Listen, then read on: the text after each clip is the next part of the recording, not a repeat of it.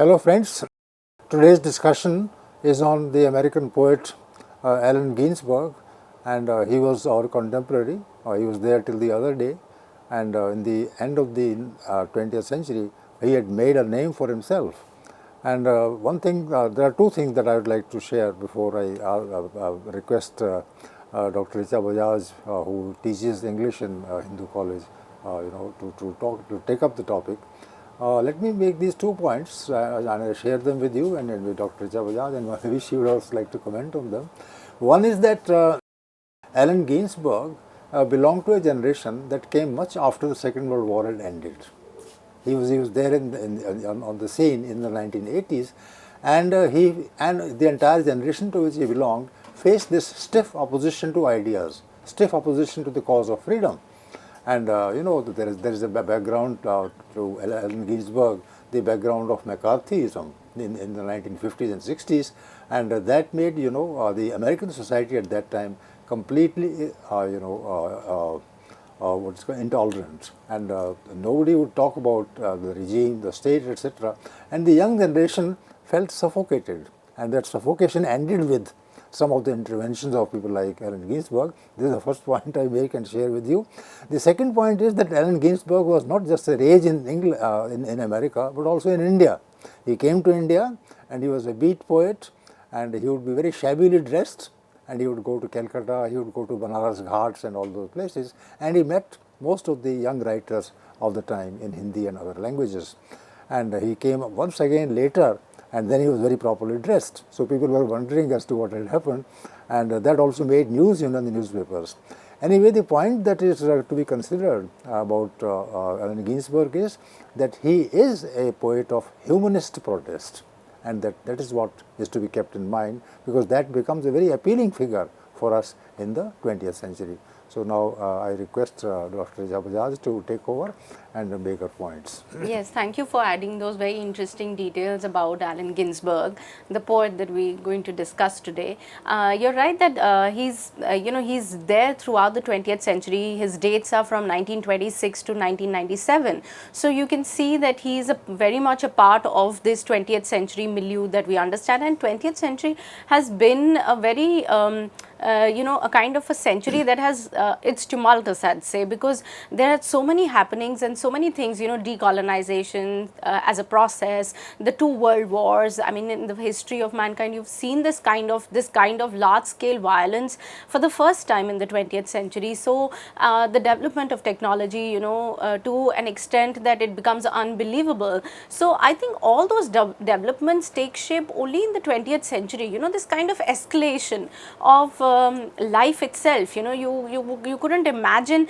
I think the 20th century has been, very rightly has stepped into the new millennia with a kind of a very new kind of life. There was not so much of a break with the past as you see in the 20th century vis-a-vis every other century before it. So I think that in that sense it is a period which is volatile, and for people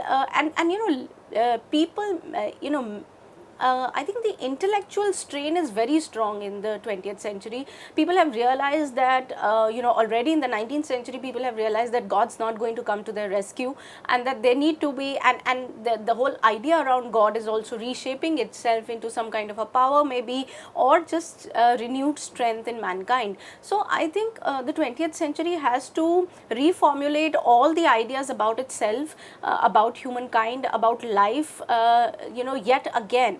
And all the previous formulations don't work anymore because the world wars have taken life in the most brutal manner, leaving amputated bodies all over, and so much of bloodshed, and so much of misery and plight. And on the other hand, this kind of wealth which is spiraling into skyscrapers and automobiles and mansions, and there is a clear disconnect in the 20th century between 2 kinds of lives that exist on this planet. One where people are struggling and are miserable and are going crazy, mad, insane, and on the other, this kind of wealth which is unsustainable on its own, and it just keeps adding up, and without any sort of social use, right? So I think those two kinds of worlds also emerge for the first time in the 20th century if we look at it as a phenomena,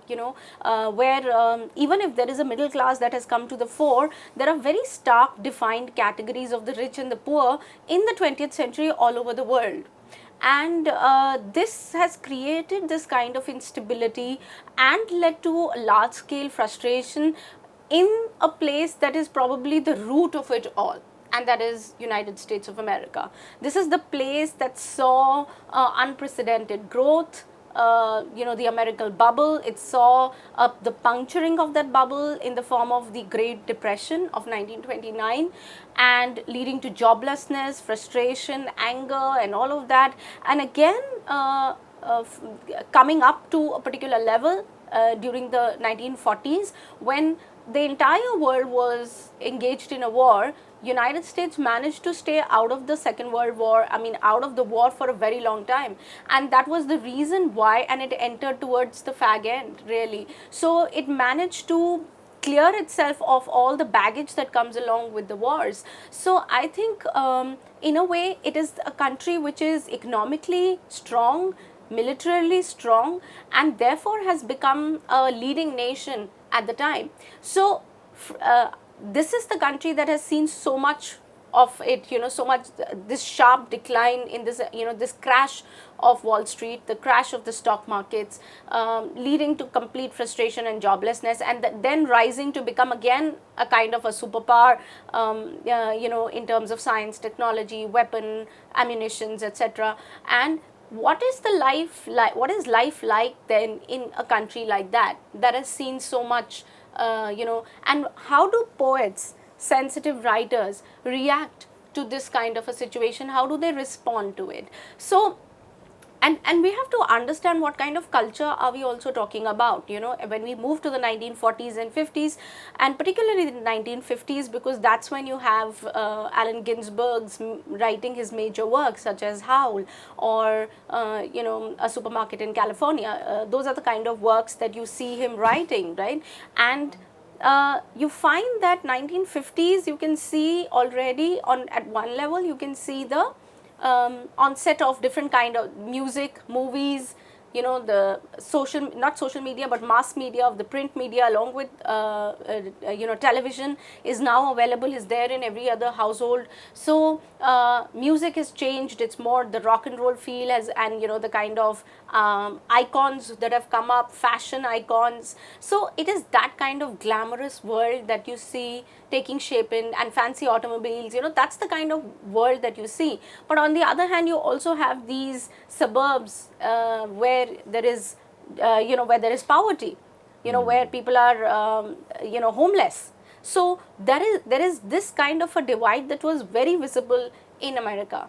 And I think Ginsberg is able to channelize the frustration and anger of the latter half, the second half, and create a kind of a counterculture in America. Now, there was an American culture of family, mansion, beautiful cars. That was the whole idea of the American dream also.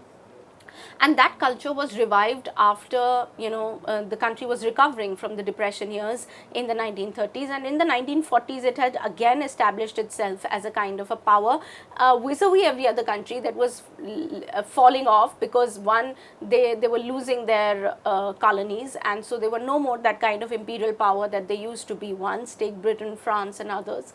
So, one, they were losing control, so they had obviously become weaker nations as compared to United States. And by 1950s, you have the emergence of a culture which is called very predominantly the glamorous American culture, where there is advancement in science and technology, where there are new cars that are being flashed, that is fashion, that is fashionable streets of New York, and this kind of life alongside a kind of a dreary reality of privation. So I think there is a counterculture that is being built by the Beat generation poets, who are trying to speak of their reality and rejecting the American culture that is parcel to the world. this is what I think Ginsberg, this is where we need to situate Ginsberg as a poet, where he belongs. You use the word beat culture, beat generation. What exactly is the word beat in that context? Right. So, he's Allen Ginsberg is of course an American poet who belonged to the Beat generation, and the poets were often referred to as beatniks, right? And then Beat movement, on one hand, obviously referred to the beaten down generation, right? Emphasizing violence, mental trauma, and so basically it was like they had been beaten out or they had been beaten down. So I was in fact reminded of how it is also used in India. We use also broken down, right? Broken communities. So I think beaten also refers to people who have been beaten out and beaten down in this kind of American rat race, right? So they are taking their cue from there.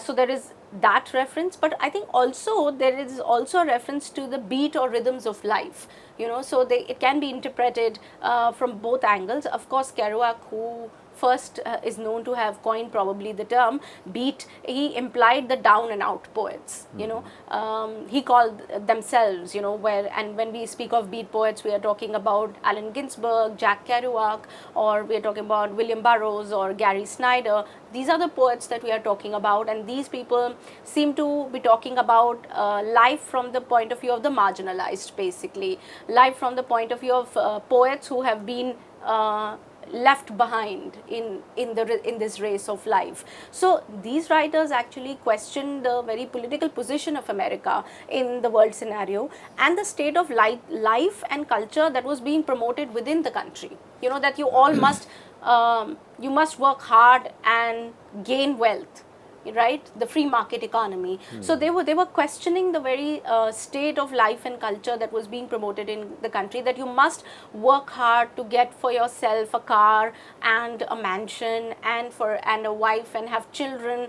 So this was becoming a kind of a trope that was going on, and they tried to resist that kind of trope. And you're right when you said that Ginsberg would dress up in such a shabby manner that people wouldn't even know that this is some kind of an acclaimed poet, because Ginsberg within America also, he was born in New York, but then he lived in the ghettos, he lived on the Eastern Village, and in a small apartment, and often bought his clothes from these hand-me-down stores, second-hand stores. So he wasn't ashamed of buying from these second stores, and he wasn't somebody who was so I think this is and the Eastern Village then also attained an identity, just as we speak of Harlem, for instance, that attained an identity vis-a-vis the black cultures. So the East Village also attained a kind of a bohemian identity, where subcultures survived, where alternate cultures that questioned the mainstream culture of America, that they were promoting, which was completely based on wealth and acquiring money and acquiring jobs. So they were countering that kind of culture through their eccentric way of life, and which is why unpredictable and eccentric way of life. Since you are using the word countering, there is a kind of dynamism in the American society, which is perhaps not there in the European countries at that point of time. So one also, and you have rightly played on the word beat, and beat means rhythm. Rhythms beat means of life. Assertion of something, Right. and that you will dance. You will dance back to the ordinary slow movements of life, in the upper class world, and you will assert yourself that way. So that kind of beat is there, which means America also is a source in the Right. 1970s and 80s of this dynamism, which Europe, particularly France and England, lack. They lack, or because I think these poets strongly criticize the spiraling growth of capitalism coupled with the advancement in technology, and that was happening in America at an unprecedented rate. So the way capitalism grew and became a kind of a model of development in America, it did not do so in the rest of the world. It inspired the young generation everywhere in the world. It inspired, but within their own country, there were sections who said that, we are not this America that you're trying to live up to or you're trying to bring. I'm often reminded of the Shining and Suffering two paths, like we speak of India, the shining India and the suffering India. So I think what in America at that particular time, you saw that kind of divide. There was a shining America, the picture of America that was being parceled to the world and shown to the world. I think these poets, by writing this kind of poetry, were trying to assert their identity that we also exist, and we are not the part of that shining America, we are a part of that suffering America. And you will see in the poems of suffering, Ginsberg, but also energy. Yes. The energy to counter. Right, suffering, and yeah, you're right, in that sense they are not victims. They are asserting themselves, they are protesting. There is a lot of social protest that is shaping itself throughout the 20th century against this kind of mainstream culture that is being challenged by these subaltern groups, I'd say. So the new world of, as I said, the new world represented the boom of the 1950s. They often called it the baby boomers also, because they were raising children, they were having children, that also in a way suggested that they could sustain a family. So there was a boom in the 19th century, which is there's a boom in the 1950s, which is the economic boom, and there was, on the other hand, these ghettos and slums that had been also caused by the post-World War period. So America was a strong military power, economically superior to every other Western country at the time. However, there were parallel movements growing within the country, such as there was the civil rights movement. Let's not forget that, African Americans fighting for equality. America had come up with the idea which was called separate but equal. So there were places where African Americans were not allowed to move, that yes, we have equality, but separate places. They challenged the whole idea of separate but equal. What is separation if we are equal? And they won this kind of judgment in court, and this was a part of their civil rights movement in the 1950s. Then there were feminist movements who were gathering momentum. There were feminists who were trying to push for their rights in the 1960s, and counterculture movements built a new taste in music, arts, and beat poets were also very lyrical. In that sense, they would sing their own poems. Ginsberg, you could often hear him singing his poems aloud. So in a way, it was using jazz, it was using a new kind of art model, new taste in music that was bohemian and irreverent at the same time. I think irreverent is a word that actually also defines them. They tried to do away with the conformities, social conformities that stifled free expression and their own culture. So I think these countercultures, they actually tapped into the social anguish of the time, experienced by the young middle class of the time. All these young poets, they were disillusioned by American politics of war and oppression, and these conscious artists and thinkers then protested against the Vietnam War in the 1960s, calling this war immoral, and also denying to join the army, because let's not forget that how Americans were, there were names being sent out that now these young people will go and fight the war in Vietnam. They refused to join the army, they refused to go and sacrifice their lives for a war which in the first place they thought was unethical. And sending out message of hope in the rest of the world. Right. So there will be younger generations in India, for instance, or right. on the other eastern countries, where people will take inspiration from these people and will fight their own battles there. Right.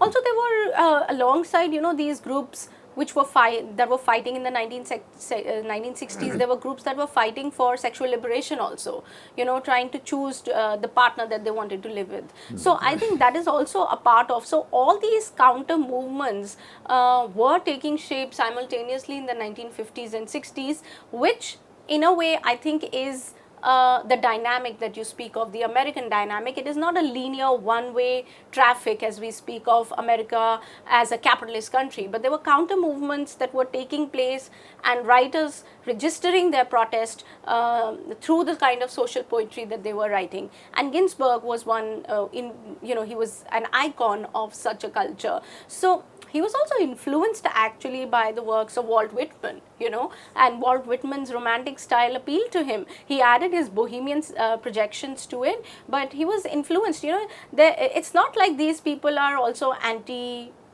America per se. They believed that the vision of America that, for instance, Whitman had, that had been compromised. They believed that that is not the kind of country that the 19th century, for instance, such as Lincoln and Whitman and the likes had envisioned. And he was quite influenced by the poetry, social poetry of William Carlos Williams, who would often write in a very direct manner social poetry. And this is what Ginsberg really takes forward in his own works. Also, let's not forget both Ginsberg's his parents were socialists. His father was a poet, and he recounts that there would always be an Emily Dickinson poem that would be under his breath, and he would recite that to us. And he was basically a poet, romantic, but also socialist. And his mother was actually and they were Jewish. So, of course, being Jewish adds to the idea of marginality.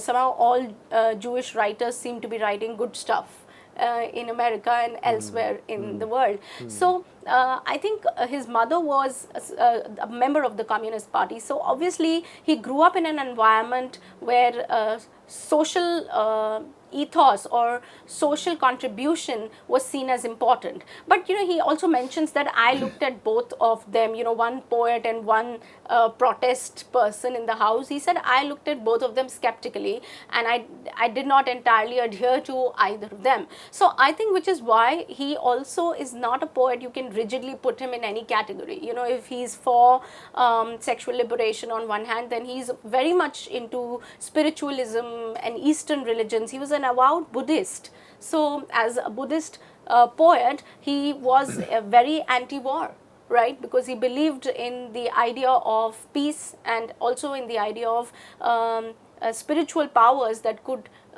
make you a better person. So I think all these influences and all these cultures all over the world make him a kind of a world poet in that sense, and not just an American poet. And which is why you said that, how in the beginning you mentioned that he's a poet who is well known in India as well, because he traveled, he lived here, and he spent time with writers. He tried to understand both the self, the spiritual self, and the poetic self, and its purpose in life, which was also guided by his parents' viewpoint, I think. So, which means that there is a kind of complex phenomenon in the post-Second World War period, and that America is growing up as a nation, but then at the same time these complexities always hover around, and America is finding answers through their writers, through their poets, through their ideological voices, even as you rightly say that the prosperity angle confined to the upper class exists in a very dominant manner. Yes, and you also mentioned McCarthyism. So yes, there is a kind of a crackdown on all these. Now, what is the American authority doing about it? There are these counter. They are not just happily surviving there. There's a crackdown on such writers. In fact, Ginsberg's poem Howl was charged with obscenity in San Francisco. The police actually charged him, and they brought the publisher, and they asked them to defend themselves. So it was taken to court, and it was charged with obscenity, but the court of course let them free, and the court said that what would freedom of speech mean if we begin to penalize such See the people? Dialectic of the executive and justice. Yes. So they were very suspicious of the bureaucracy always, because the police would come and nap these people, and and a lot of his friends, Howell was also dedicated to his friend, because they were taken from universities and they were put behind bars, because again the crackdown that McCarthyism brought in on every poet that was talking against the American mainstream culture and society had to face the wrath of the authorities. So it wasn't like they were flourishing in America. They had to face the wrath of the authorities every now and then, and most of these writers would land in jail or would be charged with one or the other thing. Let's not forget the Chicago trials. So all these are instances that tell you that there is this effort by the authority to make people conform, and the repression is so strong that the reaction against that repression becomes stronger. And women are coming out in the open in support of such movements at that Yes, point of time. absolutely. Women's movement is taking shape in a big way in the 1960s. It's like it was a ticking bomb that finally went off, I think, in the 60s. So, certainly, and Ginsberg, because he was himself very open about his, sexual preferences, related to all these people who were fighting for their rights, to be in any romantic relationship that they chose to be in. And I think that's what is the defining thing about Ginsberg. So, friends, in this part of the discussion, Dr. Richa Bajaj has talked about the scene that created and produced a poet like Allen Ginsberg, and this will be followed by an intensive discussion on his famous poem that Dr. Richa Bajaj has already mentioned, The Howl, and how in Howl he is able to use a language of the street, language that where metaphors come from, the energy of life, and those energies are ranged against the oppression that might exist in the air at that time. So we will take it up this question and in the second part of the discussion, and till then there is a break of 1 or 2 minutes, and we come back with the specific reference to poems like Howl by Allen Ginsberg. Thank you.